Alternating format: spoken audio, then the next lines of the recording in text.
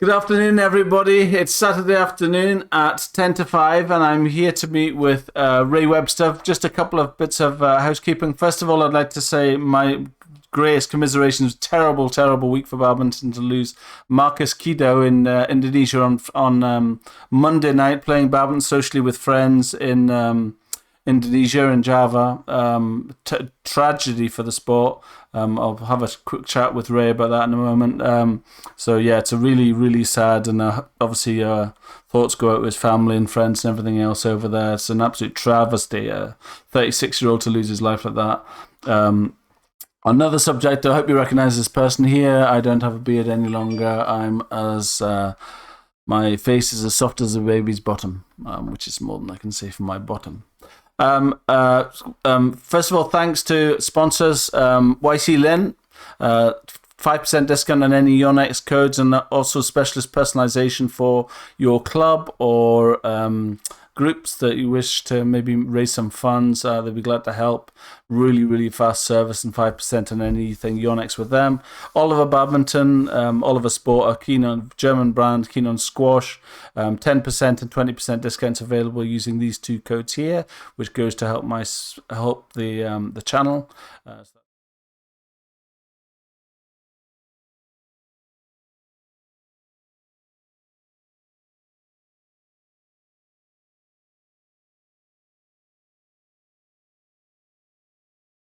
Cross over now to Ray Webster. How are you today? Are you having a good day, Ray? Yeah, I've been grafting, doing a lot of tree and logging all the last fortnight, which is not my job. But this kind of heavy work really gets rid of a few gremlins in the body, and I went out on my mountain bike and just ploughed up the forest trail. You live on the edge of a forest, like do you, Ray? Yeah, on the edge of the forest, near the sea, Nice. near the moors. It's awesome Where are down you? here in the west. I'm in Somerset, Oh, wow, England. lovely. And the weather's been good for you too. Recently, there's been a lot of rain down in England, right? Recently, is that right? Yeah, no, it's missed us. Good. But yeah, otherwise it's been great. Been a bit too warm. But rather that than flipping dark and wet. And wind. Yeah, Yeah. yeah, yeah. It gets very windy here though. It's hard to bike if it's Yeah. Are windy. you a mountain biker, are you? Not like a big time, but yeah, I go off road and around the moors. Yeah. And it's all hills here, tremendous lot of hills.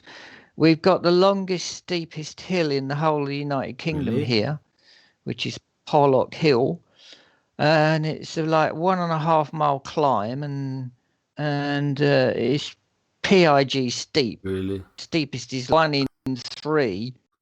Really? When the Dutch come over here, of course, from flatland, they see the first pole and they start, no, it's like, see them like, no. Well, I'm in Peebles in Then Scotland, the Scottish borders, and there's a mountain bike known around the country actually for, I don't know if you've heard of Glen Tress. It's a big mountain bike trail, kind of a pine forest in the town where I live, and people come from all over to do it. And it's like that. It's a massive climb up. It's a black runs, red runs, green runs, all that stuff. I think there's a diamond run now, which is supersonically hard, but I've tried it once. It's pretty scary, pretty hairy. Are yours just casual trails, are they? yeah. I tend to go up on That's road what they do and up down there. on dirt because you don't really get you don't really get far, going up on dirt, and also I don't use big padded tires, so on the dirt, because and then otherwise my wheel spins out consequently. Yeah, it's But no, it's lovely. fabulous. I rode all over Did you? with my job. Go out and I'd go out and do a 15-mile ascent, and then I was working as an engineer in computer Really? chips. I used to wear all the flipping. I'm used to wearing all the gear, and my whole body was covered, head, foot, goggles, masks, boots, and something out of sci-fi. Yeah. So every weekend, I mean, I went in and out of Europe for 11 years, and I had a lot of time in Italy and With Germany. I'd work. go down to Austria. I went, yeah, it was, and the other guys, few engineers with us. Oh, Ray, come. Let's go down the beach. The beach. Oh, we're gonna booze, right? Yeah. No, I don't booze. They kidnapped me one night, saying, "Oh, come on, look, just come for one pint, you know." And anyway, it wasn't. It went on for about 3 hours. I think I had like one beer, got bored, and then they got drunk, and I got totally fed up with them, for want of a better word. I said, "I'm going home." They said, "No, come on, we'll be going just now." So I said, "No, I'm going back to the hotel." So I walked 7 miles from 12 o'clock at night. Have you Yeah, have you always been yeah, mad and on then sport, the cat. Ray? Have you always been very, very fit from a child? Yeah, we just constantly ran everywhere, Really? non-stop. Yeah, climb trees, climb bridges, climb the sides of So you grew buildings, up in and the then countryside, did you? no, grew up Really? in Essex, Really? actually, in the Yeah. suburbs. But then I got into cycle Road racing. racing. Yeah, road racing. Just couldn't get the endurance in the legs, to get enough speed to be competitive. Just to burn out. So I did try. So I went in 12-hour rides. Yeah, like You just is it start like start. enduro kind of thing? Is it? Well, I Well, it was on road. It was on road, and you just start at 6 o'clock in the morning on a racing bike, and you keep going till 6 o'clock at Yeah. night, and you ride out all over the flipping backwoods and on the road, and they said no, you got to be mature to do that. You got to be like 35 and hardened, And I was like 20 something. No, it's all right. I can do it. I can do it. They said, look, if you can do 100 miles, that'd be good. Then stop. So, and then I did it. I did Wow. 179 miles, and by the time when I did the fourth one, I made the 200-mile mark.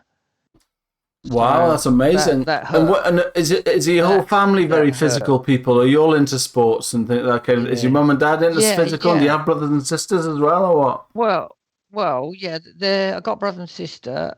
Parents that aren't alive now, but they all rode bicycles and Really? tandems. And before Second World War, their holiday right was just right. We'll go bicycle camping. They'd ride from London down to the West Country in a day Really? with three tandems, two uncles and aunts, and luggage in some barn, right? Yeah. And then they'd cycle all round Exmoor and Devon and be home. That was 10 days, right? Yeah. And that is like, there were no cars, of Yeah. course. So So it's quiet. Yeah.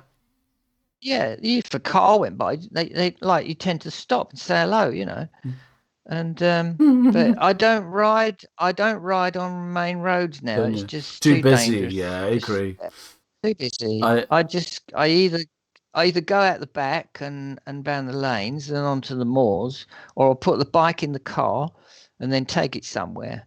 And then the only main roads I do come down, I come and do once a year. I do my birthday ride up, up the real tough one, Porlock Hill, and then I go on to uh, and then on to Lynmouth. And sometimes I do, which is the most brutal. I blow up when I do that. I can't do it without stopping. I have to stop twice because it's like constant 1 in 4 angles. yeah. It's brutally steep. And then of course I've And got to get home again. how did you get And from then Essex down to there? Tell me about. Let's go into the questions, can we? So what age are you, Ray? yeah. Oh, how did I get down here? What? No, what age? No, Well, let's I no. think Let's start with this. What? Let's go the questions in a row. What age are you? First of all, just now. I stopped counting at 21, but by the calendar, I'm 67. Congratulations, that's brilliant. So fit at 67. That's amazing, isn't it? Are you proud of yourself? Do you work very hard Yeah. to stay fit? Or do you ever have an inclination that you could just do you know what, sod it? I'm just going to sit in tonight and do nothing. Or are you driven to do things all the time? Do you feel like doing something all the time, or do you feel like life's too short? Or what do you Well, think of that? yeah. Well, it's a combination of things. During lockdown, I kept up my fitness, and then it kept, we were getting locked down and locked down again, and there was no tournament in sight unless I go and do all the virus testing, which, not being classed as elite, I don't get my free virus test, you Yes, see. I see. And also coming back into the UK, whereas the elite guys don't have to That's right. quarantine. So which is a bit of a blow for me because I can't afford to stay indoors for 10 Yeah, days, So kind of given up on tournaments until maybe August and not October. Got the World Seniors coming up in brilliant. December. That's the one I really want to aim for. But yeah, if I don't exercise, you can get to a point where you get lazy and you don't Yes, feel that's like right. The exercising. circle. But I do the feeling need to go and exercise, and I get Yeah. pumped. Your lungs are full of oxygen, and your legs feel just want to go out and again next day and do stuff. Um, but yeah, I've probably done half the amount of training in the last year that I would normally do. You said, and who coaches you, Ray? Very little. Brilliant. I had some paid coaching during when Did you? we were only allowed on court with a coach, and a good coach, James Elkin Somerset, very knowledgeable, and he's. I have a game plan because I'm playing open international as well as seniors, brackets Yes. masters. So, but I do have a game plan, and it's a mix of old school. And I was speaking to Mark Toppin I and know. John I heard Noble in that. Yeah. Ireland, and about some old school guys came along and played some lads, and their clears were so good that the young know how to They're not attack used to it. from the back. They're not used to it. No, they're No. not used to being on the back line. Yeah. No. And like I had this whole, because I've been playing the game since 2016, and I had like 30 years where I didn't play. Really? So yeah, I don't know any of the players between like 1986 and Really? 2016. So I've just like you heard, started playing again in 2016, did you say? yeah, Wow, that's brilliant, isn't it? 2016. What can you Yeah. tell me what happened?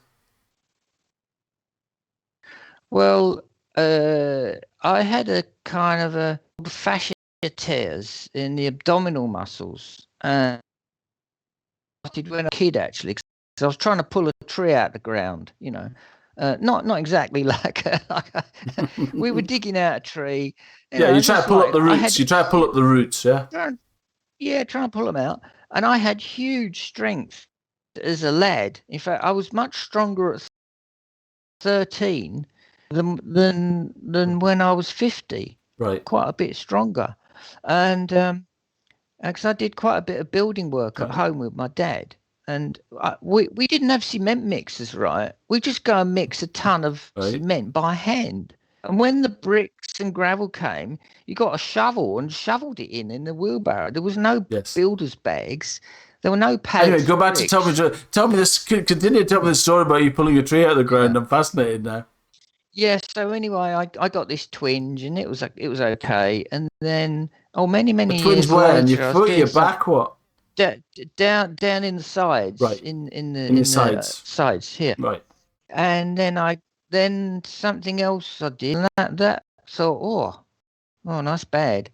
And then it started to slowly tear Really? out because I didn't, it was like what they call it is muscle fascia, is like a tissue that surrounds the muscle in a pocket. Right. It's a bit like chicken skin, Yes, I know it. but Yeah, it's like, is that the thing that's tennis elbow? It's it's the thing between your bones no, and your muscles, like a fight. Isn't no, it? no, No. no, that's not it. No, fascia is it really like food wrap, cling film. Yes. It's about that Yes. thick.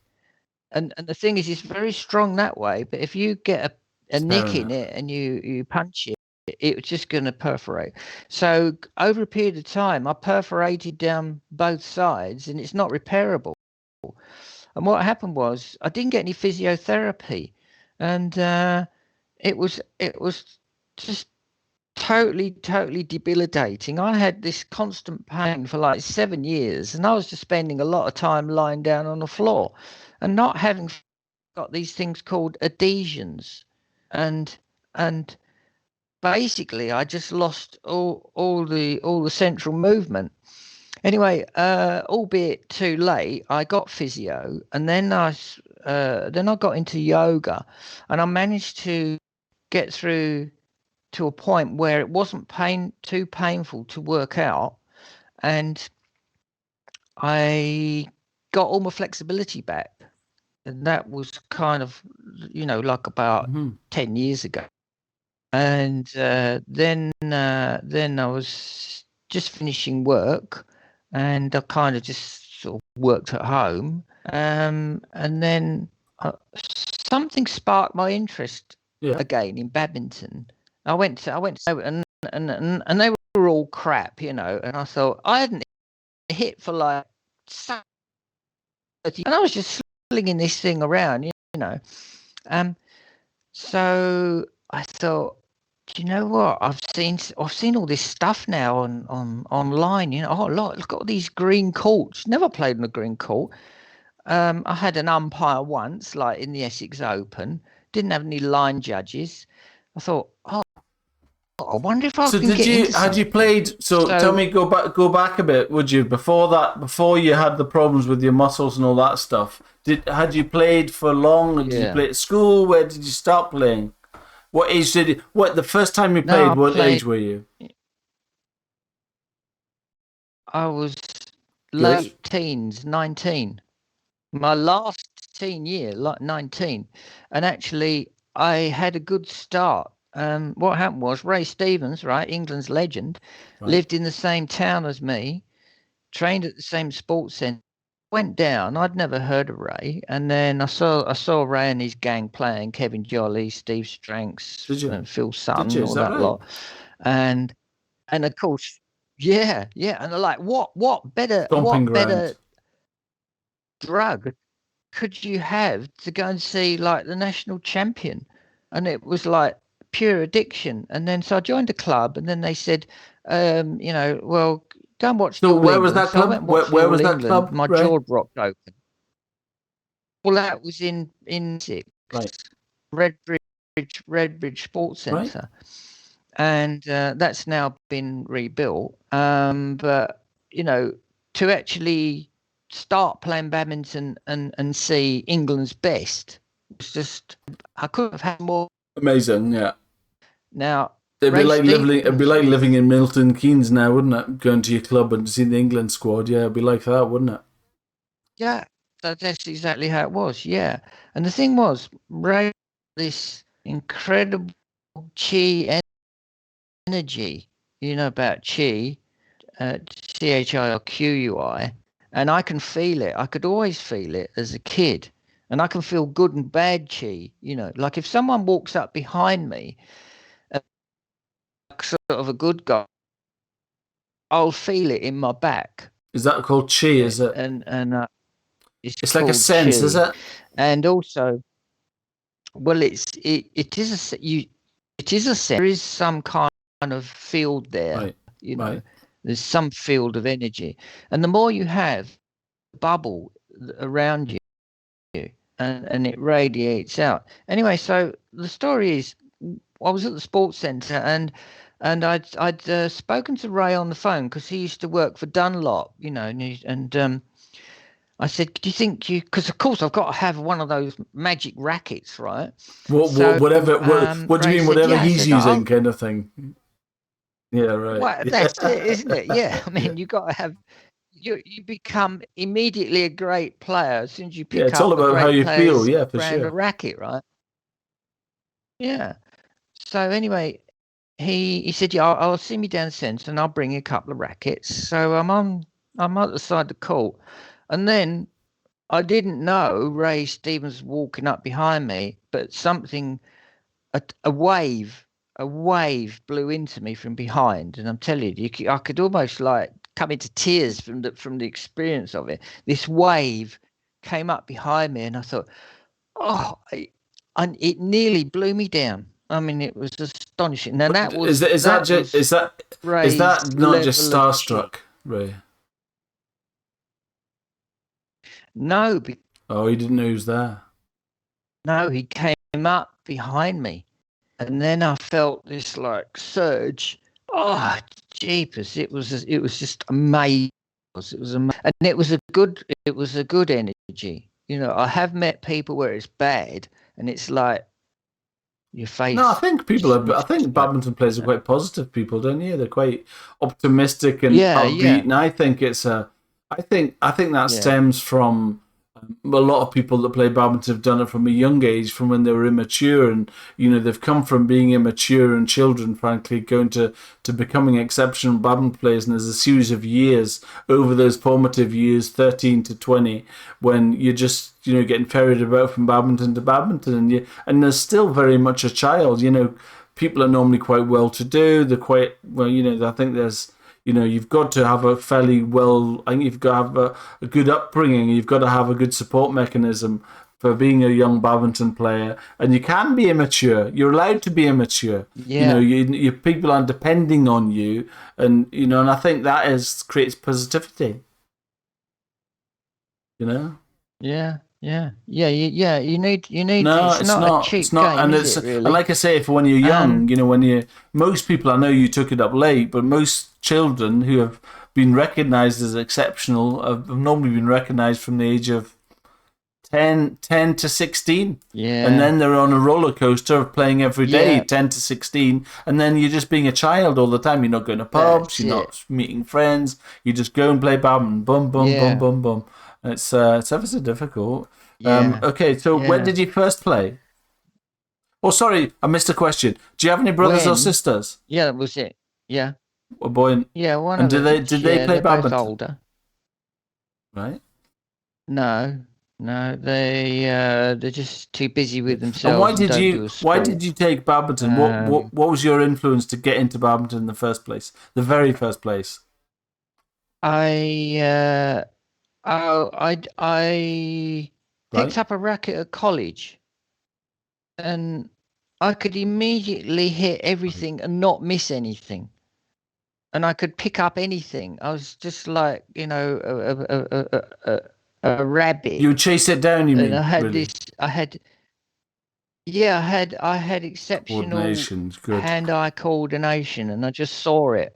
But not that I necessarily did You could anything get good to with it. it, but I could get Yeah. everything, yeah. But I didn't have any training then. Did I you? still had the wrong grip, and then yeah, the handle, Did you? and then one of the clubs sorted me out with that, and then I played at clubs down where Ray Stevens was playing, and then I joined Ray Stevens' junior squad, and they were all like from what, I don't know, 15, sort of 13 to 15, and I was 19.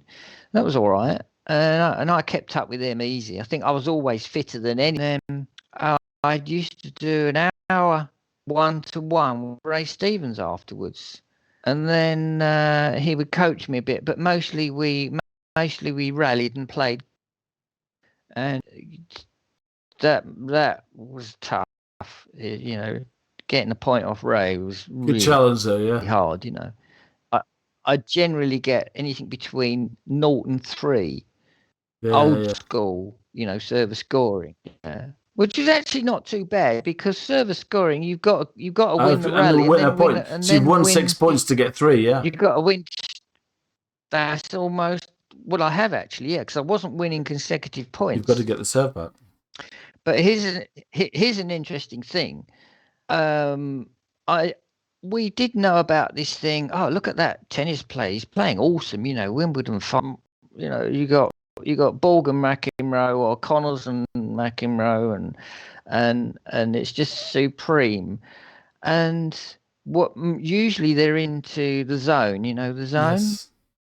Mental state, autopilot, which is modern names called flow state. Is it? I've read a lot about it. It's called flow. It's really well researched now. They stick electrodes on your head and they measure this alpha wave and all that lot, and they can even do things on screen to focus your thoughts down, and you go into this calm state. Meditation can do that, but basically it's a state of mind where you're not thinking of anything. You're not even thinking about the game.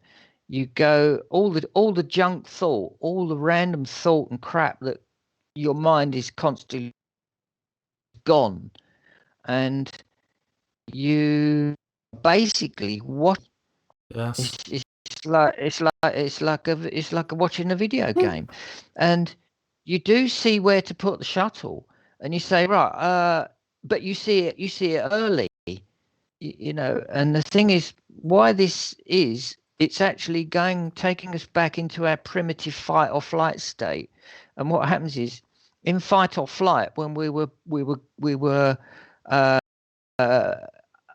under attack by predators, say, our brain would drop everything except what it needed to survive, and so your senses really switch on. Your reactions become much faster because it does all this thing called like a data dump. You don't need to think of anything What you need. what do I need to do to survive. So, yeah, your reactions are up, your speed is up, your vision is up. I mean, you can virtually see in the dark when you're in this mode. Anyway, so I played Ray and I got an 11-15 against Ray Stevens. And do you remember right? what do you remember about Ray coaching you? So was he your first coach? So yeah, what do he's you? still the best, yeah, you've certainly got a lot of admiration for him. What is it? What do you think that you learned from Ray that you wouldn't learn from anybody else? Is there anything? Yeah, belief. Really? Totally. A game, a match, and he goes right down. What do you mean confidence? Confidence. The belief of this. Yeah, well, yeah, a little bit of difference between confidence and belief, but I'd say, yeah, I can win this, but belief is I'm really down on points here in this game. Oh, I can fight my way up through it. That's more the belief side. Yeah, and yeah, that's it. Yeah, and then he taught me this thing about playing the point. That was the most important thing, playing the point, because he goes back to about this game he played. He got beaten really, really hard. Tono at first, 7 times all England, and then he went back. At some point, he played really hard Tono, and he was game point down, right, and he won it. And Ray Stevens won that game, and he said, "I never ever played so hard in my life." Yeah, that was his word. I won that game, and I only learnt about that recently. But of course, knowing Ray, that is what is in his head. It's not lost until it's lost, isn't it? It does. Yeah, it does amaze me the pressure. What you forget when you're winning is you've got a lot of pressure to get it over the line. Where or when you're losing something, all you're doing is thinking about how much you're losing. When you're winning, all you're thinking about is how little you've got to do to get to win, and that's pressure in itself, I think. Yeah, that's where you start losing points because you don't have to fight so much. Or you The think guy you who's don't, or you think behind you has got don't. to do a Yeah, lot. you think you don't. Well, yeah, he's got a lot, and I'm actually better from when I'm behind. Really? Yeah. I Me mean, too. taking the international competition side out of it, where I'm not in there. Um, when I'm meeting guys that are a bit better than that is when I'm playing at my best. Yes. Because then I've got a chance to Yes. fight. You like that. Yeah. I interviewed a chap, Colin Hepburn. Do you Yeah. know that name? Well, I interviewed Colin. He's No. 74. No. He's in Scotland, and he took it up late. He took up Badminton 48. So Right. look through in the channel, and you'll see an interview with Colin Hepburn, and he's 74, and he took it up at 48. He went down to a local leisure centre, ended up going to one of the best clubs in Edinburgh, and he ended up doing the Masters tour. And he talks a lot about travelling to play, and he goes to all the.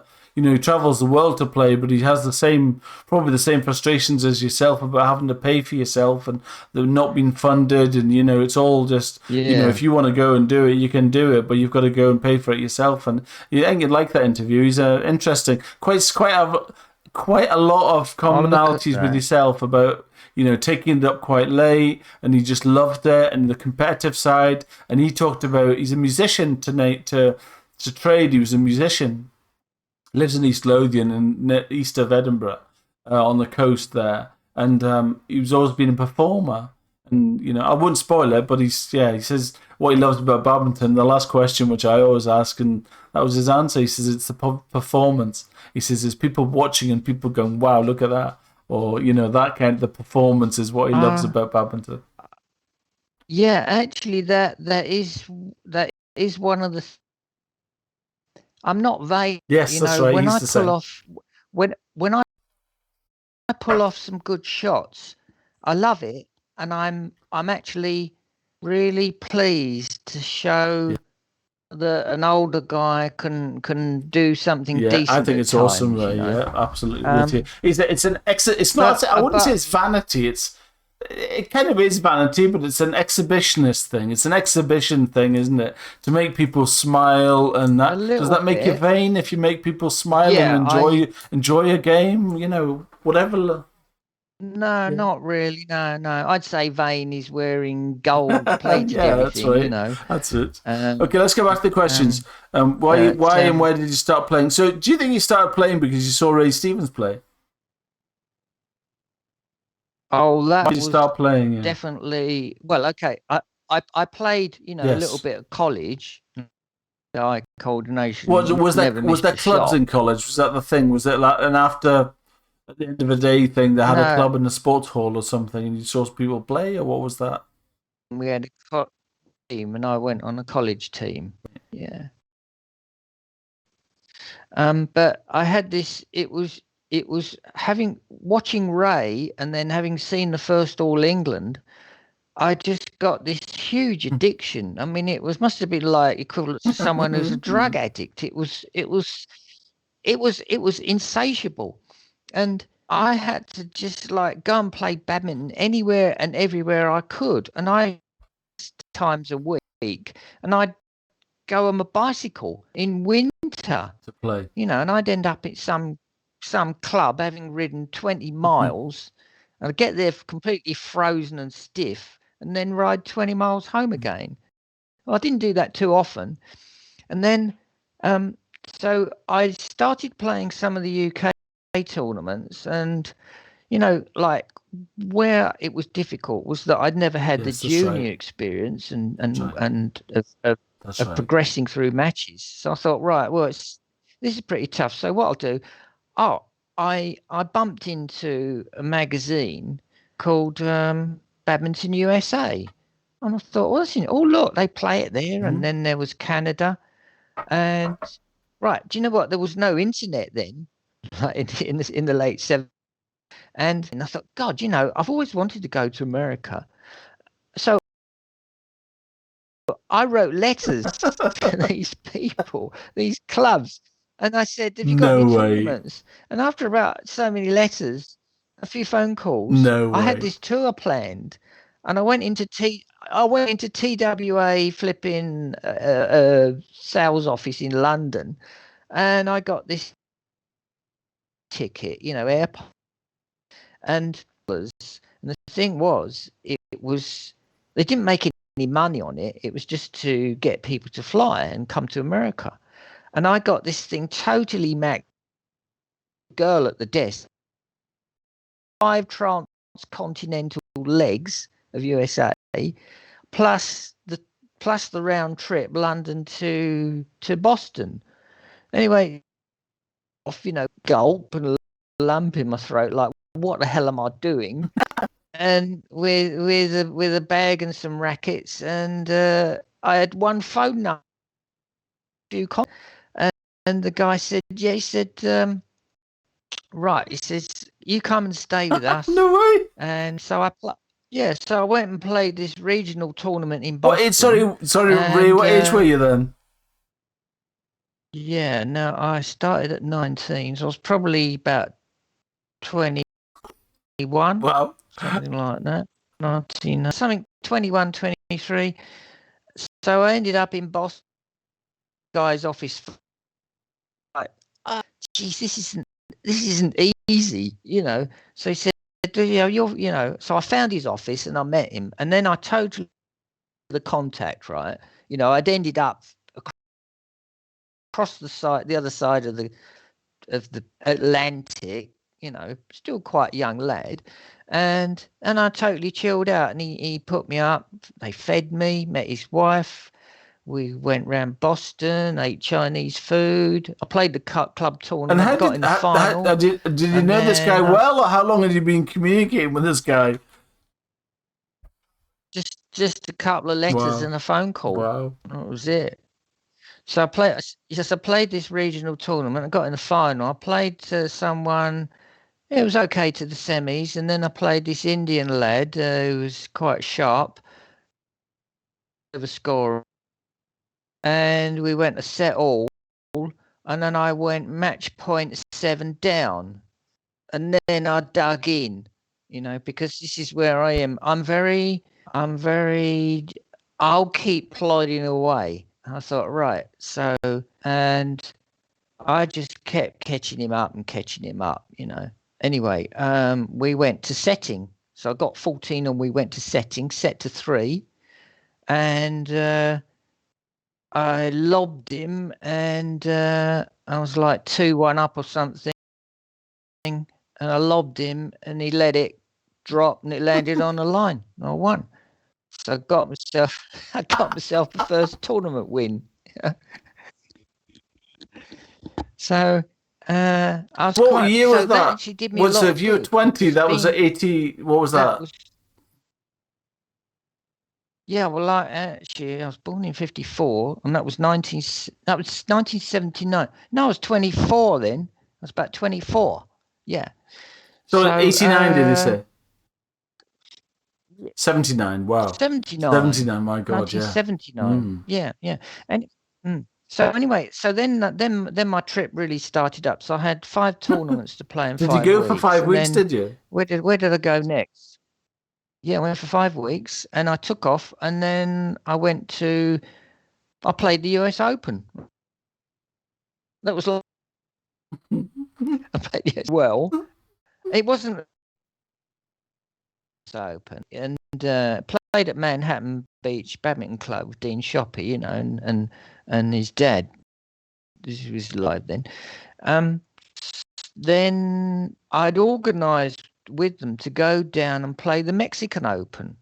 So I got on the plane and we flew from LA to Mexico City, and we all landed in Mexico. You say we? Who did you go with? Yeah, who were you going with? Well, there was about, I don't know, 8 or 10 of us all went down together, and there was like a US national champion.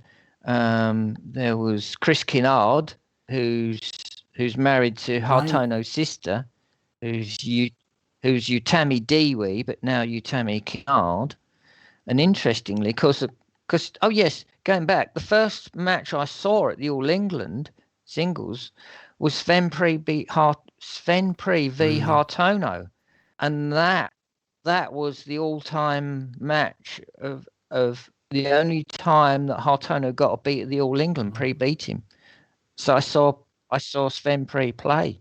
I saw his smash. Imagine Sven Pre with a Yeah. modern racket. There'd be No, I no know. one. I There would know. be no I one on the know. planet. There'd be Yeah, no come one on. on the Come on, let's get planet back to could Mexico. blast it Come on. like him. Tell me, that's good. Yeah. Yeah. So I played Mexico, right? Up and I got on. I played about 10 shots and I was breathless because we were at Yeah. 7,400 feet. And I tell you what, you can't run, you can't do anything. And I just blew up, and they were allowing us to rest a bit, but basically I couldn't compete. And After then Mexico. I played. Yeah. So anyway, we had a lot of fun in Mexico. They took us down to the pyramids, Yeah. Aztec pyramids. That was great. I met Pepe Acaza, who was the Mexican doubles champion. Victor and Ricardo Jaramillo. I met Roy Diaz Gonzalez, who was Mexican champion. Roy Diaz was in the All England, and he played Hartono. He was the guy who pushed Hartono to Right. setting in that year. He was exceptional, but he was a bit of a recluse. His dad didn't used to allow him to play anyone. His Really? dad just Really? coached him and Wow. coached him. Yeah. So I don't know how he became so good, but he nearly beat Hartono. But he had the advantage, of course, coming from Mexico at 7,400 feet. When you come down from Yeah. altitude, if you've lived there, It's like you don't have to superpowers, breathe. yeah. It's like you don't even need to open your mouth. I've lived at about 4,500 feet, and when I came back home from the work, I'd go running, and I'd think, oh, I think I need to breathe. Like it's like you're running with your mouth Yeah, closed. really. That's Tell me about your work. What that's did you do? What did you do at college? And what did you do for work when all this was happening? yeah. What was that? Well, What was college? College when I was a youth, I didn't do very well. What were you This doing? What thing, was your thing? What did you want to well, do for? What did you think you wanted to do for a career? I suppose. I did like science, astronomy, Really, space, anything on really. that line. And I got a job as a technician in University College London, Right, good, and I landed straight in it. I good. went into a group that was building a satellite for NASA, Wow. camera system for NASA. And I was working with all these like big brain boffins. In fact, the one guy was so genius at electrics. After the project finished, we met him, and we said, "Oh, what are you doing?" He said, "I can't tell Hmm. you." Well, who are you working for? I said, "I can't even tell you that." and it turned out he was designing systems for cruise missiles, right? Which in that era was like Top super secret. secret. So Yeah. no, yeah, So what did you do at scientific. college? Yeah. What So was your anyway, college thing then? I went and did the Science. sciences Is at that it? Plural. college, and Sciences. Is that what you did? yeah, Was it? yeah, Really? all the sciences, so on, materials science, metallurgy. Sick. And I kind of did okay, but I didn't pass all the units. I didn't get my certificates, and Did you not then want to do anything relating to sport? advertised. Sorry, go You again. didn't want to do anything relating to sport for work? Oh yeah, I wanted to be a professional badminton player. So what I Really? did, You thought, I I'll went. run a sports centre. You thought, I'm going to be a professional badminton player. That's what I thought. I went to one of the bookshops near work, and I bought 2 Chinese language Did you? instruction books, right? So I was going to go to China, wasn't I? I probably would never let learning Mandarin, Did you? And I got, and I went out to Chinese restaurant, and I traded for for badminton lessons, and I was coaching the waiter, and I'd go in. He says, "Hey, come in. You want a stir fried? You want a pork?" And so I go in. He give me a free meal, and then I'd coach him, and then he give me Chinese lessons. But I didn't get anywhere. I didn't get anywhere with it. I don't know how Victor Axelson has managed to do it. He must be very clever. I love that. Just he speaks. I love that. It's awesome. Good. Anyway, I ended up not going to China and not being a professional player. Did you not think about going to India? Good enough for a start. No, there was only from India then, and then later came Gopichan, wasn't it? Well, anyway, we did I did Mexico, and then I came back out and I played Rhode Island. I played the Rhode Island Open. I played. Anyway, I played, and then I went back and did a similar tour. Where did you stay when you went to all these different places in Mexico and stuff? Where were you staying? Well, it was awesome. So the team were met by the officials of Mexico, the mayor of Mexico, and they all smuggled these rackets in, and then he just gave us a wave at customs, and they're bringing like a suit. And it was on the second year I actually stayed with the mayor of Mexico, and he said, Ray, when you want to go eat, you go right. He says, just go eat. You don't pay. But I only did that once actually, and the rest of the time I fended for myself. And but he said, if you want to go around the city, he said, just take the limousine, and the chauffeur will take you wherever you want. So we went out once and basically got down a couple of blocks and got stuck in traffic.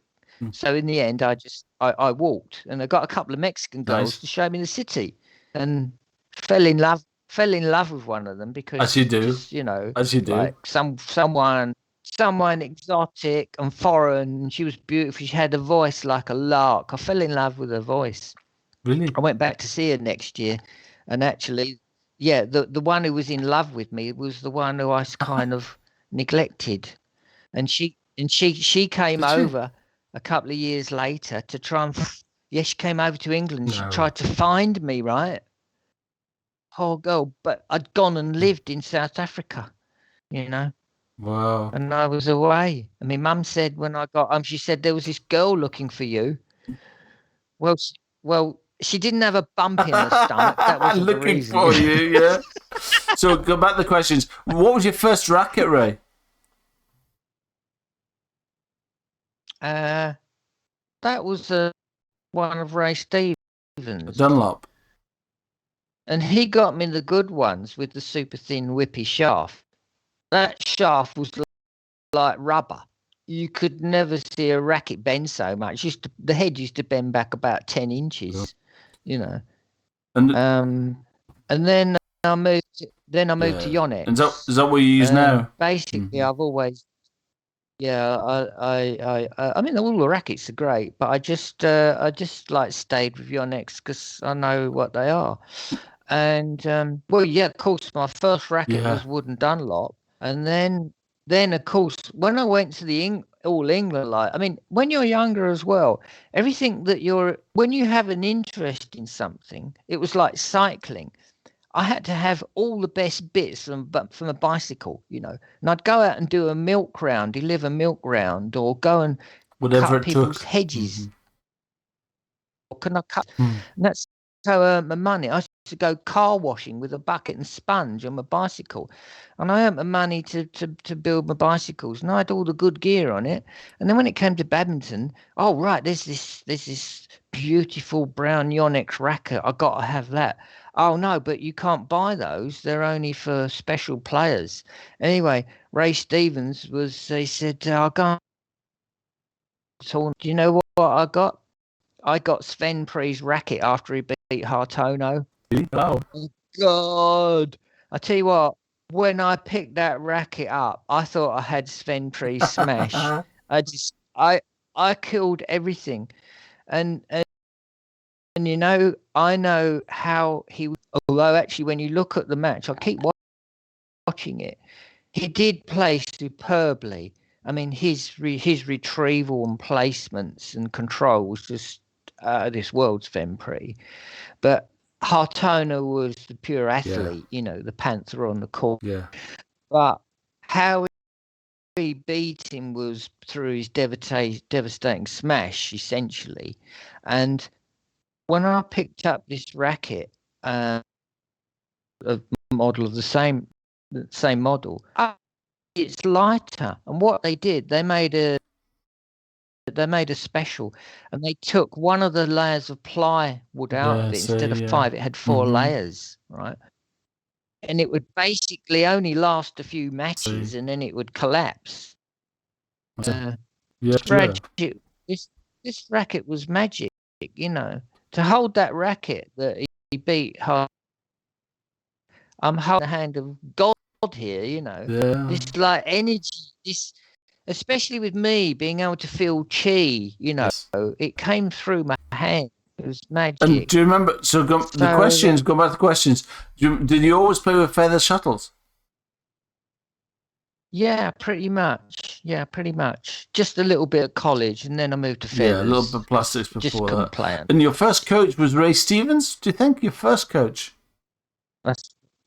Oh yeah. You must have had somebody before him when you were at college. No, did nobody teach you anything? No, nobody knew anything anyway. They didn't know. They didn't know. And of course, what a great start, Essentials. Yeah, that's right. And I still use those essentials today. And in fact, Ray, I've posted up some Facebook stuff. I played the Swedish Open, and I posted this picture up. And Ray commented, he says, classic style. And it was exactly how he taught me, the lunge at the net, the wrist down and the leg. Yes, nice, isn't it? Yeah.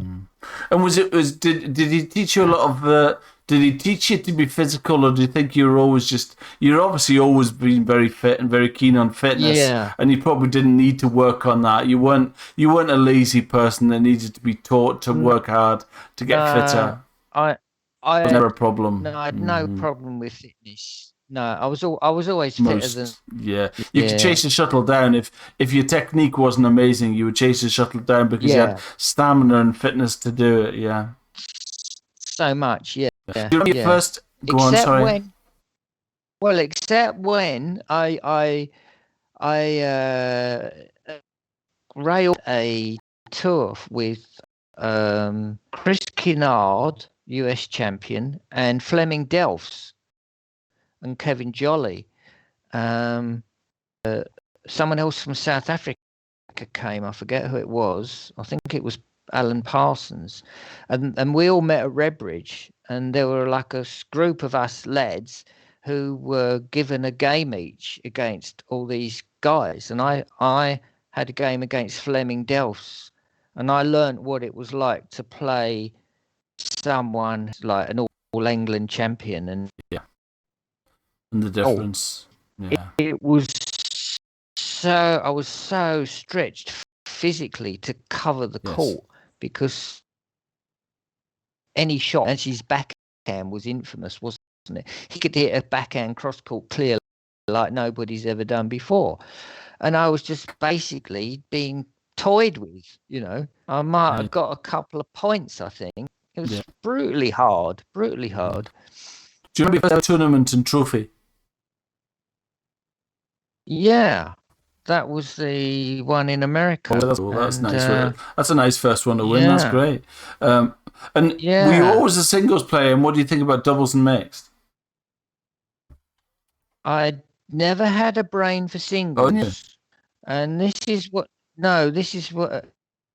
especially, and not much of a brain for singles. Obviously, singles, you've only got one opponent to think about. And I've thought about this for a lot of years, and I know exactly why it is. It's quite difficult to explain, and it's a little bit to do with how much data the mind can process a time. And although Lindan is a lefty, I suppose come up through such a system that has taught him how to play and how to play tactically. Taught how to play tactically, and what happens is I go on, and I've got all the physical control in the world, but I haven't got a tactical brain, and I don't maneuver my opponent very well.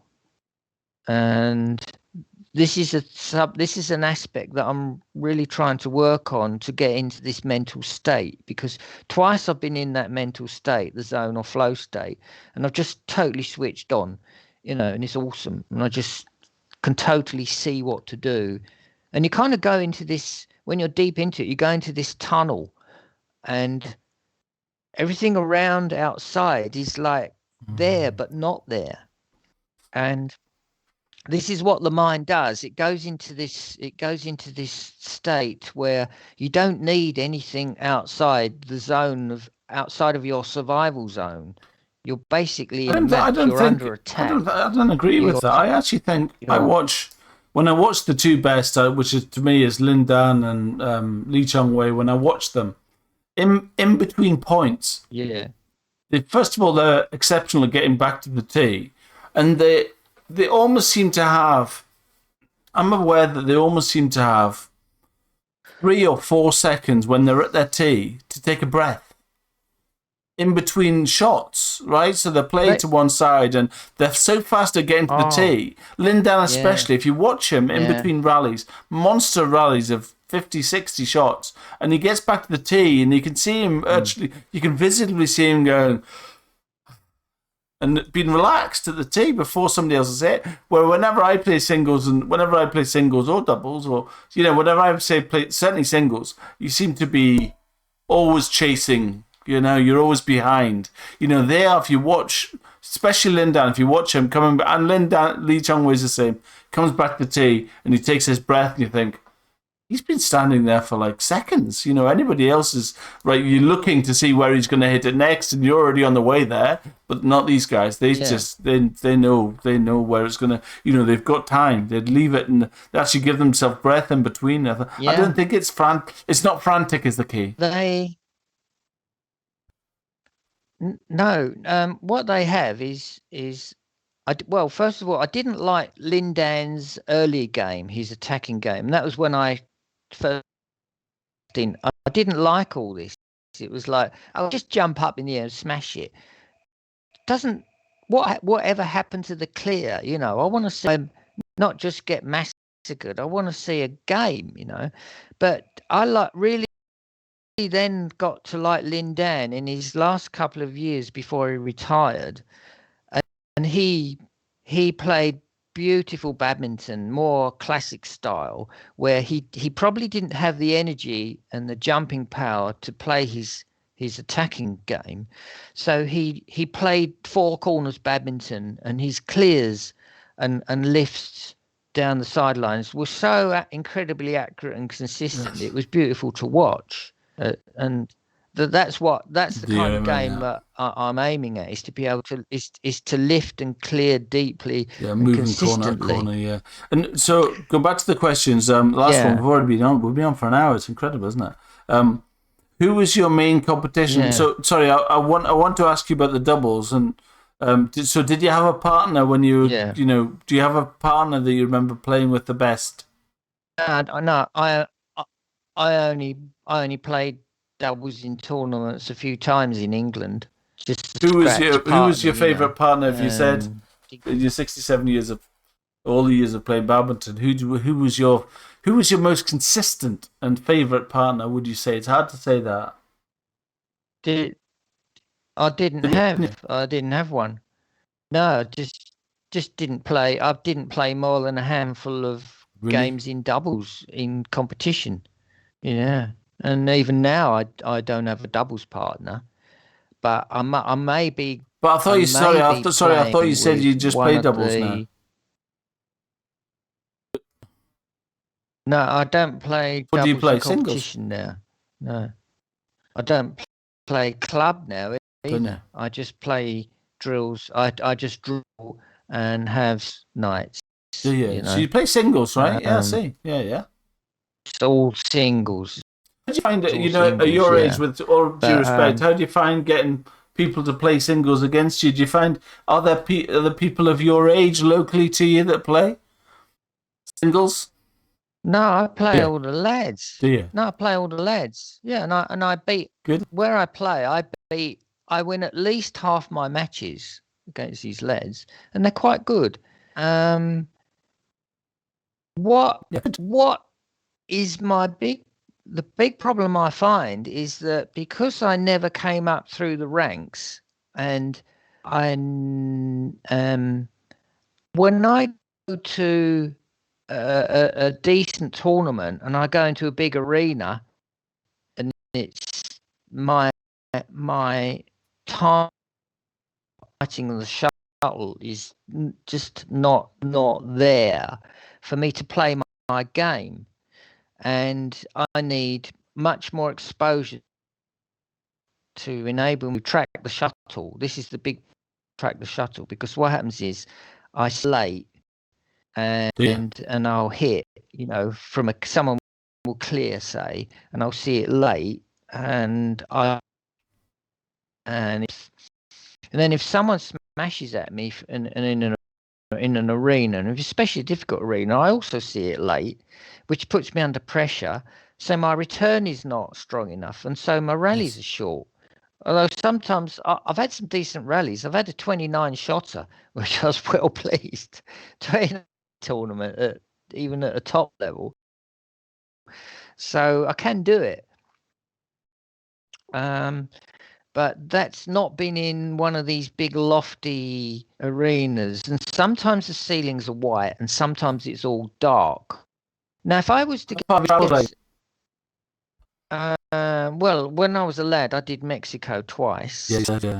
But in the Masters, these veteran tournaments and things like that, where do you go?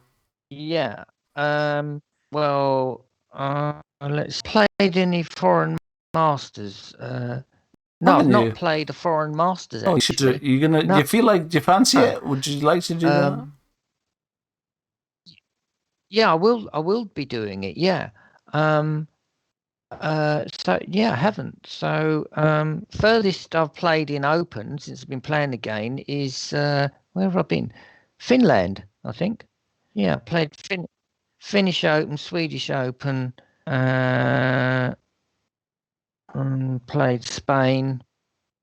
It's lovely. I love it up there. I get really chilled out when I go to Finland. It's like I want to just get on a sled and go up to the Arctic. I have a husky dog who'll take me running and,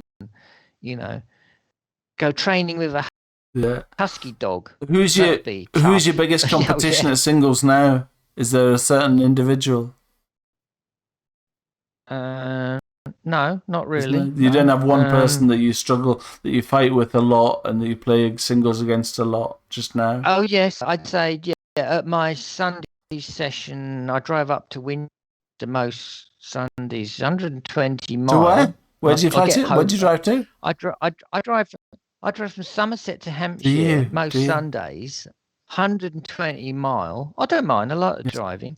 And then, the one lad, he's helped, and we used to win like equal amount of games, but at the moment he's getting 4 sessions a week at the moment, baby. At the moment, but where it's really helped me is, and it's going to help me for competition, is he's got a lethal smash, and I'm controlling it now, and I'm not just getting it back, I'm playing it soft defense as well, or getting it away. I've got a few videos on my Facebook of that, and I'm really pleased because I think I've seen that shot on Facebook. I've seen that. He's smashing at your body. Yeah, I've seen that video. Yeah, no, and I'm getting it. I've learned backhand defense on the forehand side. I love that. First I thought, what are they doing? Nice. But it's lovely. I love it. but I've always had very good Yeah. touch. And the coach taught me how to do tumble net. Oh, really? Yeah, good. Mm-hmm. I was well chuffed because out of like 10 shots, I got like 7 tumble netted. You know, 7 out of 10. Yeah, Y- yeah. So got to Really? bring. Yeah. Just go other questions. We'll be on now. What clubs do you? How Yeah, often do you play now? 3 a week. Good. But I really An hour I each or want 2 hours? What? minimum What is it? How 4. long do you go for? Getting 2 hours a session, Good but for you, Sundays Ray. is 4 That's it.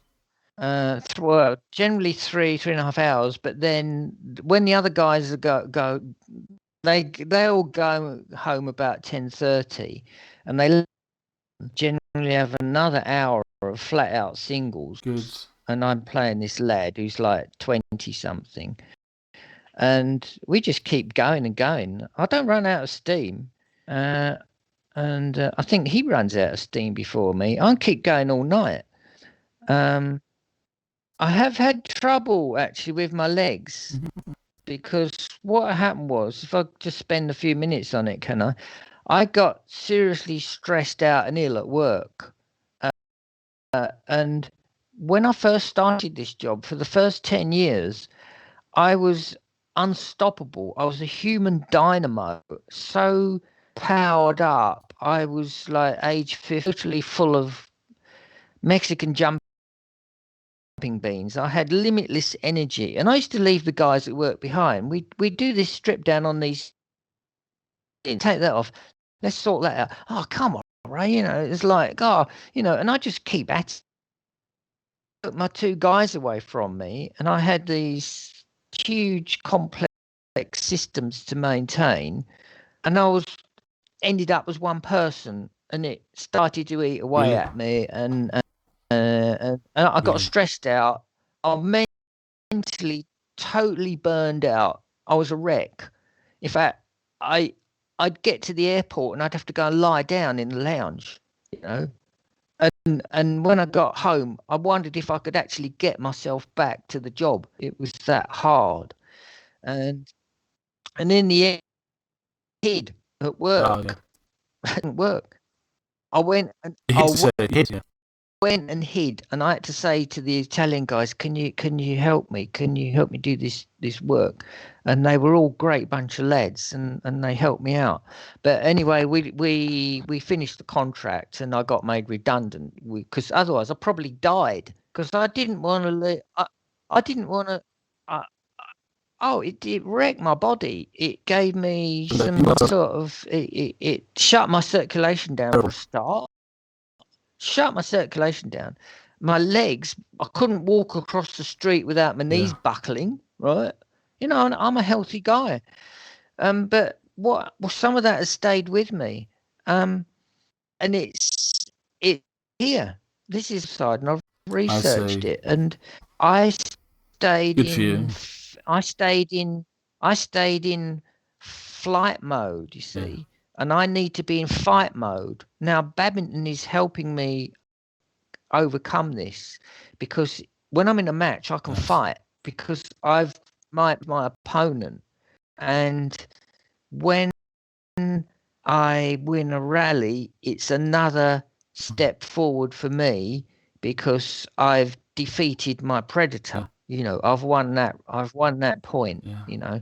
It's also positive, whatever Um, whatever it is, whatever. yeah, I mean, I'm just a believer that whatever works for you is, you know what I mean. If badminton is good for your mental state and it keeps you focused and is good for your mental health, which I think it is. And when I'm in this very stressful job, yeah, I'm in sales and things can be difficult, and you have day to day stresses and it's you have hard. pressures of everything, and Yeah, if to go in court and I don't know about you. I feel like the world is lifted when I go on court. I'm so happy, I'm smiling from ear to ear. I enjoy it. that's right. I'm competitive, but I'm Yeah, competitive in I love it way. I'm not. I don't get down on it at all. I just love it, yeah. and so yeah, It lets out the and the Yeah. You know, all your demons. Yeah. it is what we are. It's what we have mentally programmed into our head to fight. And if we can't fight, this is, you know, in a car, result of being in a fight or flight situation. But how can you fight in a car? So what do? You road rage, don't you? Or you give the guy the finger and you shout at each other, and then you get out your car and you say, "Oh, sorry about that," you know, and you're all nicey. It's just because you're in your box. You're contained. We're not meant to be contained.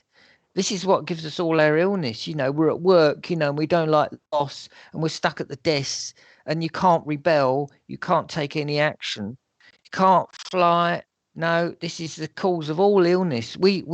There are no illnesses really. They come from outside effects. Like, can you make yourself ill yourself? You can't really. It's all coming from outside influences. So you go down to the doctor. Yeah, you go down to the doctor. You got this disease, but you haven't.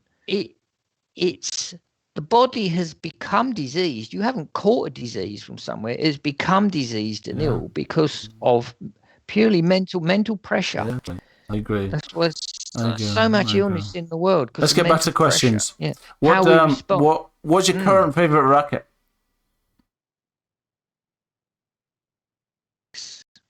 Because I'm playing with one of the classics. I'm playing with the Yonex Voltric 70. What most of the top girls were good stuff using, and I did in a modern racket. I couldn't hit it. I hit straight through the shuttle and it went behind me because the head speed was so fast. There's no weight in it. Really?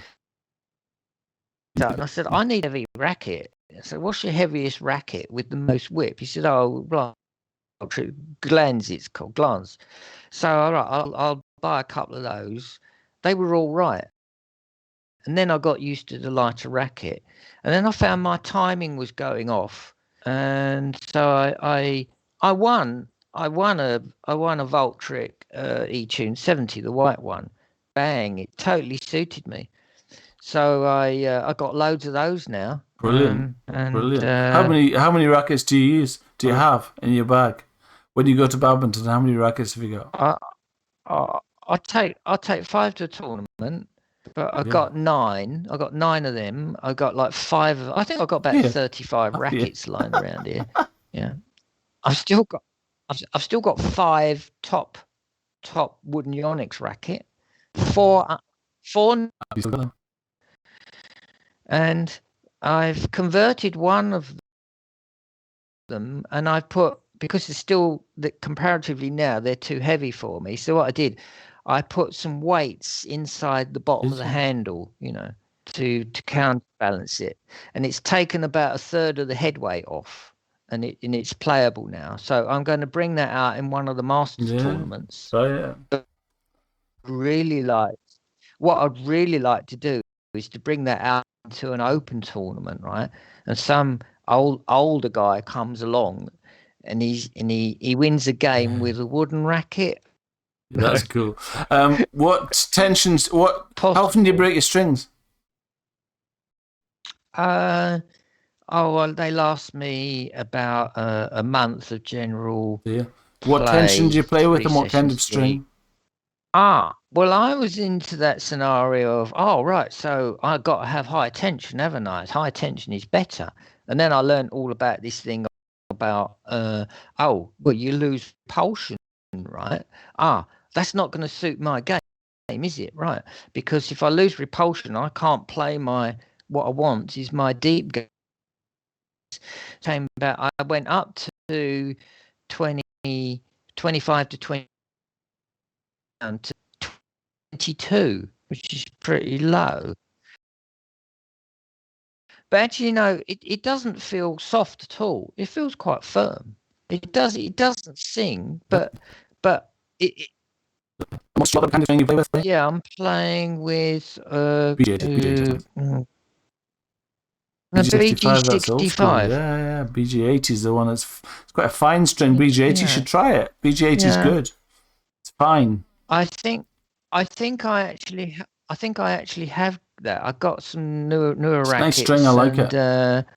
And I think It's got a bit of I've got BG80. it's got more of a grip to it. Then you feel a lot of control with the 80's got. It's not so shiny, which is nice.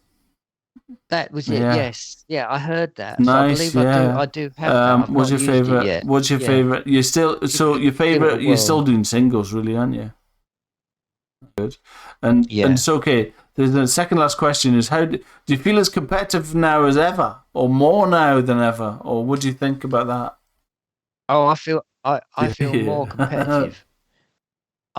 Even though I'm playing at a much higher level than I did, I've got more confidence now. Yeah. If I'm going to these internationals, right? Yeah, look, everybody knows I've not won a game yet, but I've been into double figures 4 times. Now, that's not bad. And all right, nobody wants to. Well, it's I don't mind getting my butt kicked. You know, I've had some scores of 0. When I get 7s and I love that. And get into double figures, you know, I'm very happy if I get a 9. I'm very happy if I get a 9. I'm kind of okay with 7. 7's good, you know, but I'm longing for the day when I win that game. And the thing is, okay, here's a question: How old is the oldest person you've played at singles? Yeah, probably like 24. Exactly. So that was might have been a bit.